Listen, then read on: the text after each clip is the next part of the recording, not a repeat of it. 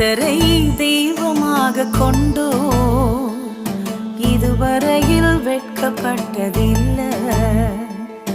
அவரையே ஆதரவாய் கொண்டோ நடுவழியில் நின்று போவதில்லை. வேண்டும் போதெல்லாம் என் பதிலானாரே, வாழ்க்கை முழுவதும் என் துணையானாரே. ஜெபிக்கும் போதெல்லாம் என் பதிலானாரே, வாழ்க்கை முழுவதும் என் துணையானாரே.